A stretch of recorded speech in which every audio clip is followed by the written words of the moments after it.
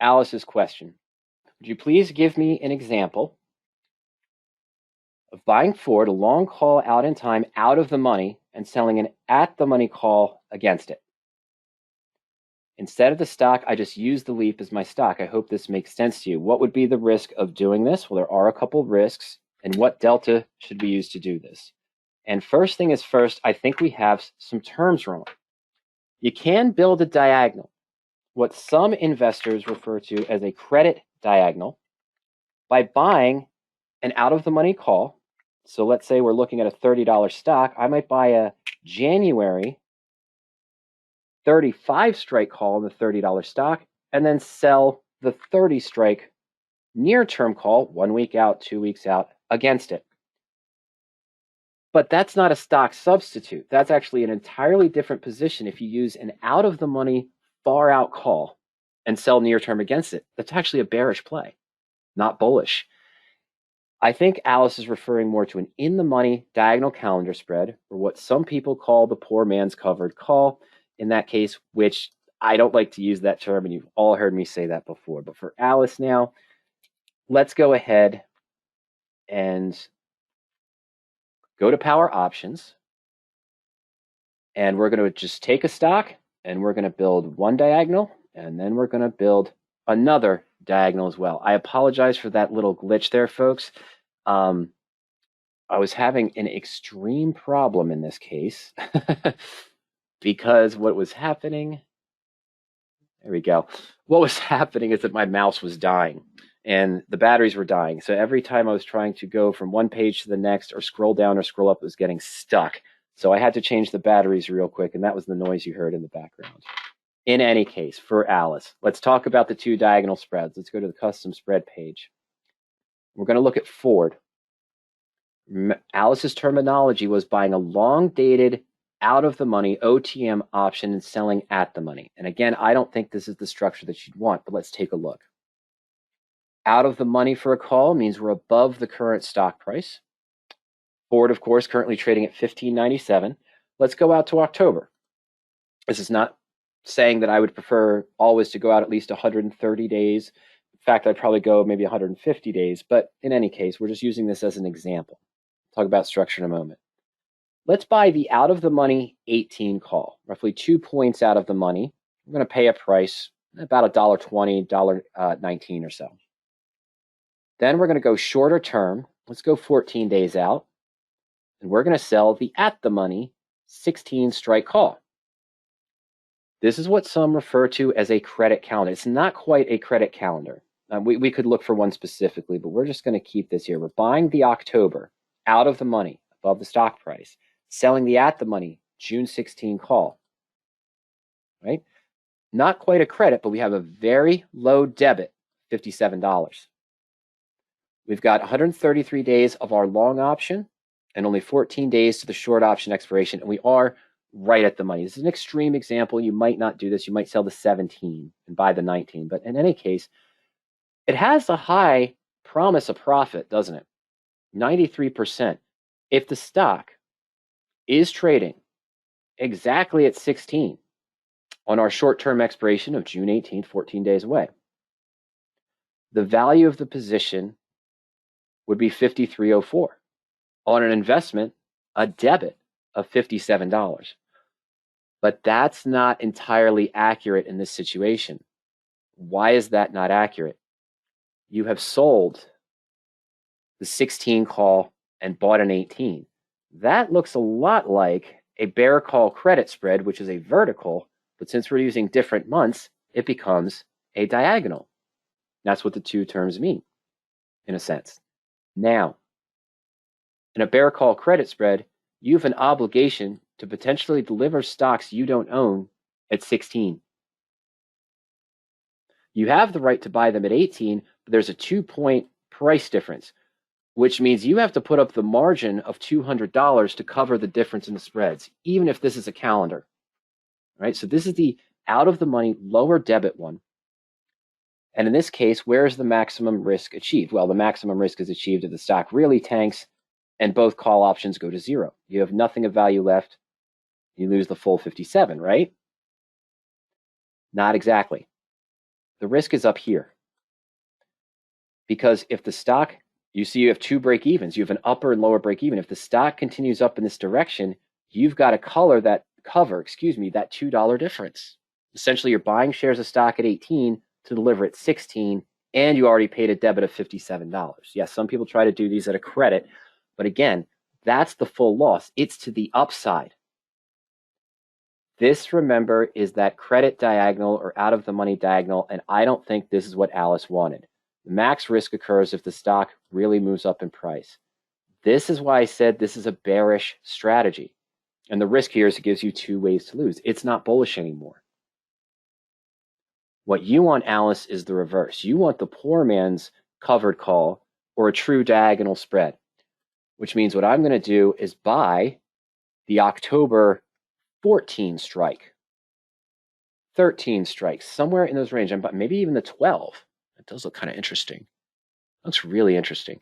I'll stay with the 12. We're going deeper in the money with the 12 strike call in this case. And I hope it has the right structure I want. Not quite. Oh, it does. Perfect. This is what you're looking for. A synthetic, in a sense, covered call, or what they call a poor man's covered call.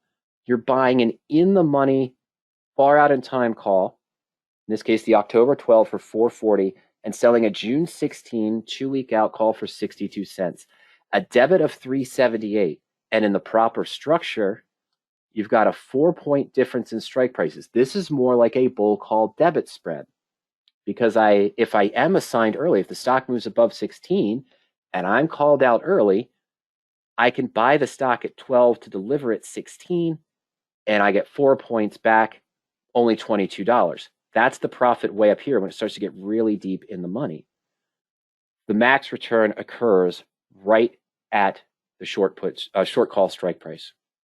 Okay, at that point, the call still expires worthless, and your long option here still has a lot of value. Why do I keep saying I don't like using the term poor man's covered call? Well, one obvious joke is that people who call it the poor man's covered call are trying to sell something, and it's usually because the poor man's covered call will make you poor. Well, it has that opportunity to do that if it's used in the wrong structure. This isn't as exaggerated as some. We might take a higher stock price and look at it. Well, let me clear this up a little bit. What do we see in a covered call? If I bought Ford at $15.97 and I sold that 16 strike call for 62 cents, well, I'd have the max profit, the return if assigned, if the stock was at 16.05 at expiration, if it was at 17, if it was at 20, if it was at 22, I keep the same static profit.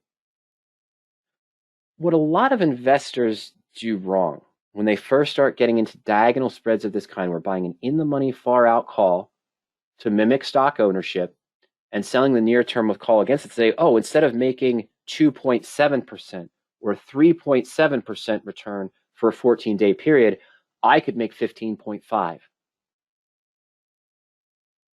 To calculate the return on any diagonal spread, any brokerage, any profit and loss chart you see, what we're all doing is we're taking the theoretical value of that long option based on the Black-Scholes pricing model if the stock is trading at any of these prices on expiration.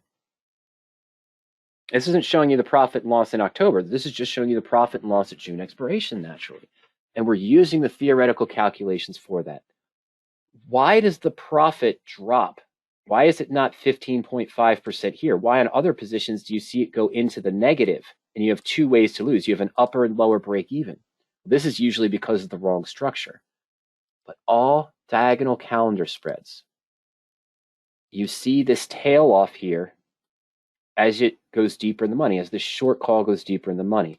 Why? This relates to Alice's other question we're going to take a quick look at in a moment. She did ask, what delta would we use when looking for these positions? Well, we'll talk about that when we look at the search tool real quick. There's three factors that are most important to me when entering any diagonal calendar spread. Number one is not so much the delta of the long option, although I'd usually like it to be greater than about 0.6 or 0.7. It's also the delta ratio. The delta of my short versus the delta of my long. Well, it's really the delta of the long divided by the delta of the short. I usually want that to be around 1.5 or 1.6, meaning what? That I'm gaining 50 or 60% more in delta than I'm losing in my short delta as the stock moves up.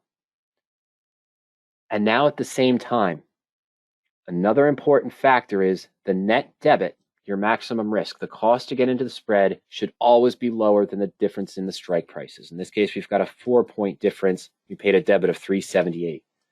What does that mean? That means we never see an upper break even if we're assigned early for the worst case scenario of just the difference in the strike prices, meaning we get called out or we get assigned on the 16 call and our broker exercises the long to deliver the short, we get $4 back, we still make 22 cents.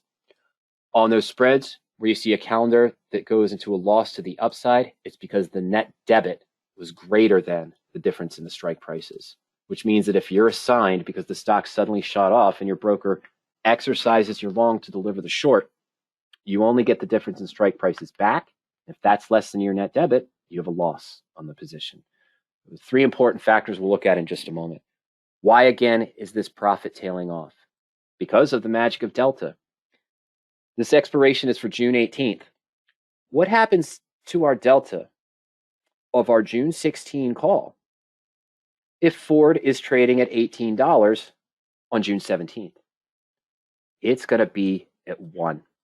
It's going to be a 0.98. It's going to be a 0.99, 2 points in the money on Ford, 1 day remaining to expiration. We are going to have a delta of 1 close to it, which is what? The negative delta to us. For every dollar the stock moves up, we're giving back $1 to this deep in the money short call. Not even that deep, but as we get to expiration, the deltas are going to 0 if they're out of the money or 1 if they're in the money. This still has 119 days to go.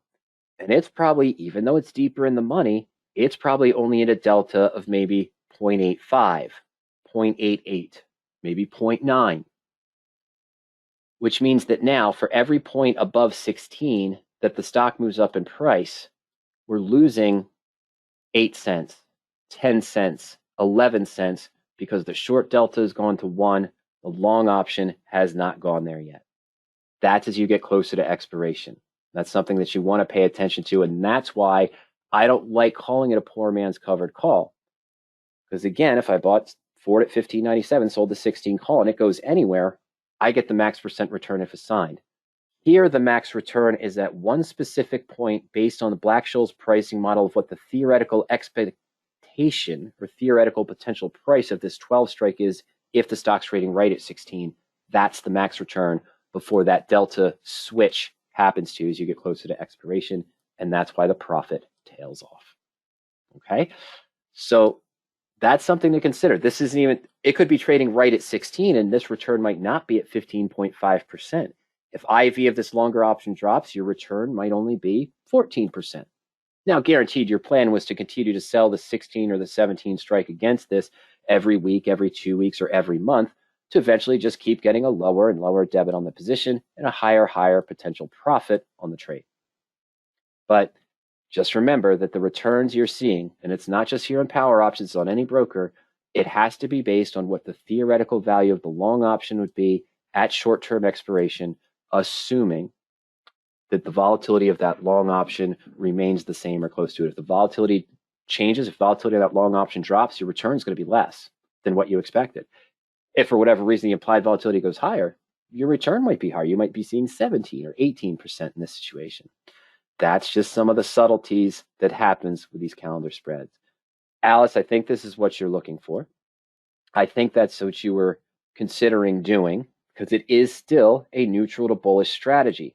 Unlike that other example with the terms that you used when you said buy an OTM option, I don't think you meant that because that's actually a bearish position, not a bullish. You have to put up the margin requirement between the strike prices in that case, and the return is not really as high as you expect because it's based on having to put up the margin of the 2 points and the debit that you paid to the position. You can't always get a credit with those different positions. This is a true diagonal calendar spread, what some refer to as the poor man's covered call, and this is what you're looking for. What are the more likely structures or things that I would look for in other examples? Well, let's just go up to the top. Let's go into calendar call. We're going to go to search. Okay, and yep, this is the default screens. You can change these, of course. This is just an idea to use as a stepping stone. If you wanted to go longer term with leaps, well, in this case, we're looking 250 day out for the long option, 650 for the short, and we're looking at any expiration 0 to 50 days out. So most of them are going to be further out in time because of the criteria that I have. And you see we're looking for a max return of 4, debit less than $15, downside protection, in this case with the option premium you're collecting divided by the premium that you're paying. Let me just change this up here. I'm just going to go 0 to 3 out of the money, going at least 5% in the money. Long option delta of at least greater than 0.6, delta ratio of 2.0. Okay, so that's only showing me out of the money options that are at 0.3 or 0.4. Usually I'll go as low as 1.8 in some cases. It doesn't have to be 2, but I can go to 1.8. And the difference, the debit to strike difference ratio, the net debit divided by the difference in strikes to be less than 1. So you don't have a position where your net debit is higher than the difference in strikes, where you risk being assigned at a loss even though you thought you had a profitable trade. Okay. Just narrowed it down. Now, of course, still, I think I'm avoiding all earnings between now and expiration, and we're looking for some general stock criteria. I'm sorry. We just get a bunch of Coca-Cola ones. And sometimes this happens with basic market conditions, not just avoiding the stocks with earnings, but at the same time, some stocks will have a discrepancy based on the current implied volatility versus the farther out volatility, meaning that if there are some stocks where the only calendars that can be built right now would be done where the net debit is greater than the difference in strike prices, and that's not what I want. Okay, so let's just take a look at the Coca-Cola one. This one is not that good. I'm going to be honest with you. But again, what do I know? I know it doesn't have earnings between now and expiration. I know it matches the criteria I want, so it doesn't fade away into that position. It's a wide strike difference, 750 in this case. That's pretty good, actually. Pretty good. We're going out to June of 2022, so we're 370 days out, but we are selling the July to get the right premium in this structure. So yeah, 653 debit at midpoint, 7.5 point strike difference. And again, the maximum profit is if and only if the stock's trading right at 57.50. And as it goes above that, we get less and less and less, because in the near term, as we get closer to expiration and the short call goes deeper in the money, that delta is going to 1. This one is maybe only at 0.7, 0.8, 0.85. It's not quite at 1. So we're losing money, 15 cents to 20 cents out of the max profit for every dollar the stock starts going above the short call strike price. The obligation that we still have to deliver shares of stock that we don't own. Major warning on this. So I've given you some warnings, Alice, how to avoid having an upper and lower break even, how you want to be buying that in the money call to simulate the covered call in a sense, but I will not use the term poor man's covered call to define this strategy, even though I've said it 6 times in this portion of our presentation. We had an issue last year. Not me personally, but there was a gentleman that had an issue last year. That was 3 years ago, I'm sorry. The gentleman forgot about his calendar spread. Similar structure to this. He was out maybe 300, 400 days on his leap call. And he had a short-term call here. And the stock had gone slightly in the money, but he wasn't worried yet that he'd be assigned early. Until he forgot that the ex-dividend date was coming up. So the position was slightly in the money. Ex-dividend date came. He didn't close it in time. He thought it was the next day, but in any case, what ended up happening is that he got assigned early on this near-term short call, in this case, because of the ex-dividend date coming up in a day, which meant he was short shares of stock at that strike price. So we'd be short shares of stock at 57.50. And what happened is he got a triple whammy. And I didn't like the way his broker did this. Not all brokers do this, but some do. We talked earlier about credit spreads and debit spreads, and how if it's above both strike prices and the debit spread, the broker will exercise the long to deliver the short. They see the same month expiration. They see you have the right to buy shares of stock. They'll do that. In the bull put we were talking about for Zane, the stock fell below both strike prices. Broker told him, yes, assignment, or even if you're early assigned, I believe, will exercise your long to deliver the short because we realize you don't have the funds to do the $130,000 to buy the shares of stock at $12.65 for Shopify for one contract. Although he owned a 5, 6, 8 month out call at a lower strike price, his broker didn't link them because they were different expiration dates. This is what they said to him. They didn't exercise his long to deliver the short option. They let him be short shares of stock, the obligation of selling a call and not having the stock to own it. He ended up being short shares of stock on ex-dividend date, so he had to pay the dividend as well. So he got a double whammy. The stock was still moving up. He was ended up short. The stock continued to move up even with the dividend, and he had to pay the dividend. So he's taking losses on this position, but thankfully this still is gaining a little bit to hedge that loss on the trade. So eventually he got it sorted, but they said they could not reverse the dividend payment, that he had to pay the dividend payment on the 600 shares or 700 shares for the number of contracts he had on that position, and they couldn't get it back. It was his obligation of being short shares of stock. They couldn't transfer the trade. They couldn't retroactively exercise his long call to deliver the short call and cancel the short. He could if he forced them to get out of the short position, which is what I think he did. Rather than buying to close the short, buying the stock at the market price to close the short, I think he just exercised his long, which negated the short. And let him do that, right? They just didn't do it when he was assigned early in that case. So that is a warning. And as I said to Zane, check with your broker before trading these type of positions. Get the proper structure. Check with your broker, to make sure that if the stock does really take off, they won't, and you're assigned early, they'll know to exercise that long to deliver the short obligation, get out of the position. Only enter positions where the net debit is less than the difference in strike prices, so you don't get an upper and lower break even, as we saw in one of those other examples. This is not what you want. You don't want a 10th profit and loss chart for this strategy. You want what we're looking at here for Coke, and what we looked at, we built with Ford with the October 12 strike call and the the October 12 strike call and the June 18th, 16 strike call sold against it. Okay, Alice, so you commented, and Jeff might have a comment too if he's still here, but you said, is this not a good idea for a newbie to trade like this? This is why, another reason I don't like using the term poor man's covered call. You have an investor who just gets started. They apply to trade options. They're allowed to trade covered calls. We've all been there. You get level 1 trading in an IRA account. You get level 1 trading at your broker. They say, we want to see you make some stock trades and some covered call trades before we give you level 3 or level 2. Now, you can pretty much go anywhere and say, oh yeah, give me level 3 and give me level 4 if I put X amount of money. Well, not level 4, but give me level 3. I want to do spread trades if I put X amount of money in. And that's when it becomes dangerous.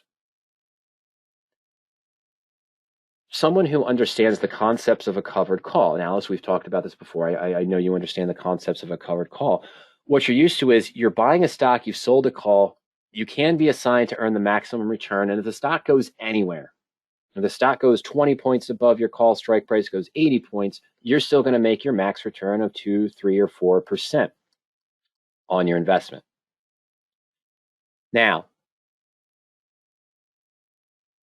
you know a stock moves with a delta of 1. You know that your call is going to limit the gains on the stock if it really moves up, but you're looking for the return, and you gave yourself a little bit of downside protection, maybe 2, 3, or 4% premium. So the stock falls 2, 3, or 4%. You're not losing money on the trade until it goes beyond that. If your stock fell 10% in a covered call, Alice, falls down 10% here, and it's probably further, you're only looking at about a 7% loss. Yeah, we don't like that. You could roll down the call, you can continue to trade it, but on your investment, which is much higher, naturally, it'd be $5,700, $5,600 invested into this position, a 7% loss, as opposed to only investing $653 with these spreads. Why is this appealing to you? Well, it's because instead of using the stock and paying the capital, we can use a long call to quote unquote mimic stock ownership and see high leveraged returns. Remember, Alice, the lie of leverage works both ways. Meaning that if I was in that covered call and had a 10% drop on the stock, we collected a 3% premium, I am only down 7% of the capital I had invested in that position. I can continue to roll it or just exit the trade and move on. $5.60 here, we'd be looking at $50.60. That would be a 10% movement downwards. $50.60, let's say. Yeah, $5.60 roughly from 56.24. And calculate. Remember, this is your investment, not the stock. Leverage works both ways. In a 10% decrease on the stock in a covered call, you might be down 7% or 6% or something along those lines. The value of your investment is the $725 that you paid into the leap option. Okay, well, let's say the $653 after we take into account the 72-cent net credit. The value of the long option, if your stock fell 10% at or near the near-term expiration, is down to $4. That's not even to expiration. That's just the halfway point. But it's down to $462, and the debit was around $650. Did I say? Yeah, $653. So that's a loss of $190, $210, off $650. $2 roughly off of $6. That's a 33% decline on your investment with a 10% drop on the stock. Leverage works both ways. The stock falls 15%, you're likely at a 50% loss on this spread position. Which brings us back to what? Brings us back to the most key important factor in all trading. Pay attention, of course, when using leverage. Be weary of the lie of leverage because it works both ways, and proper position sizing.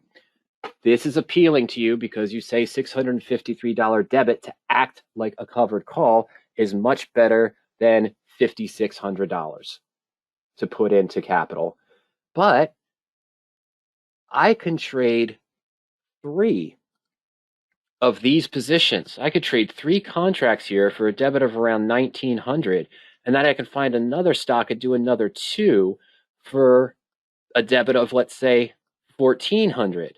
And then another one for another debit of, say, $1,200. I'll do 2 more contracts for a debit of $1,200 in this case.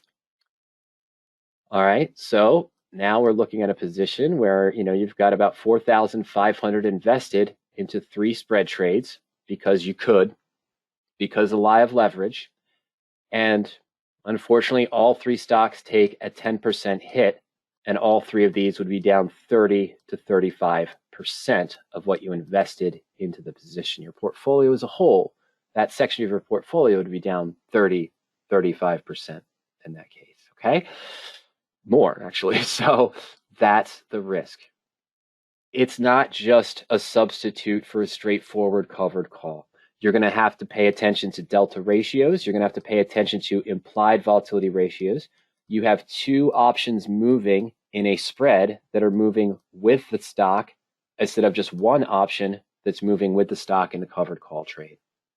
These are things you have to pay attention to. I would highly suggest looking at some of our other webinars and other education on diagonal calendar spreads, calendars, maybe even poor man's covered call research that's out there. Some that are calling it that. Don't go into this strategy just because the returns are attractive and the ROI looks extremely attractive without understanding fully the proper structure, how the deltas relate to each other, the risk of an implied volatility crush. If you buy into a high-priced option on a stock in the news and it had even a 4-month or 5-month out option has really high volatility on the call option that you're buying, but then the news changes and the implied volatility drops, all of your expected returns are going to be different. The expectations for profit are going to shift. This isn't even that high because it's Coke. Let's go back and let's say what happens if the stock was trading right at $57. Oh, sorry, folks. The stock was trading right at $57, not 570. On our expiration, this one was the July, it was 49 days out. And let's see here, what would we expect? We'd expect to gain about $150 on that, and we'd see about a $225 profit on the entire position in this case. That's near the max profit that we saw, right? 263 or 40.4%. Now let's say everyone willing, heaven's willing, all of a sudden, there is just a 100% cure for coronavirus and all coronaviruses. All the global markets open back up, shipping is everything. The market starts to rally, but then implied volatilities fall because there's not much fear of that anymore. And the implied volatility of your far out June option drops from 0.2193 to say 0.18. And the stock is trading at $57 July 23rd. It only goes up to $8.16. We only have a profit of $91 now. What if it drops down close to where the short implied volatility is at 16? Let's drop it down to 15. A profit of only $49. On the long option, you still get the full 72 in this case because it's expiring. So now you're only at 121 with this shift in IV in this case, as opposed to 263. You're less than half of the expected profit. And think about it, that was only a 0.06 change in implied volatility from 0.2193, so let's call it 0.07 to 0.15. It cut the return down by more than half. That is another consideration that has to be taken into account with these strategies, the effect of implied volatilities on your long and on your short. The effect of the delta ratio, what happens at the near-term expiration to that delta and why your profit trails off from the peak, because your short option delta is going to 1. Always look for debits that are less than the difference in strike prices so you don't see two ways to lose, to the upside and to the downside. And that's how I view calendar call spreads. That's how I view what some call the poor man's covered call. And that's why I don't like using the term poor man's covered call, because someone who's just gotten used to covered calls says, here's a way to use leverage to go ahead and still mimic the same thing, but use less money so I can get higher percentages returns. But they don't know, they haven't looked into enough these concepts. IV ratios, how implied volatility affects it, because they didn't really necessarily have to worry about that with the covered call. Why is it important to have a debit to strike difference ratio at all? And why do I want it less than 1? And why do my profits trail off as the stock goes further above the short call strike price? What's happening there? Okay. And Jeff says, yes, they will make you a poor man. That's sort of the common trait there. You use the term poor man's covered calls because they're designed to make you poor. But with the proper structures, with the proper approach, enforcing proper position sizing so that you're not risking too much and you're not over trading these positions just because leverage is important, you can still be fairly successful with these positions and with these trades.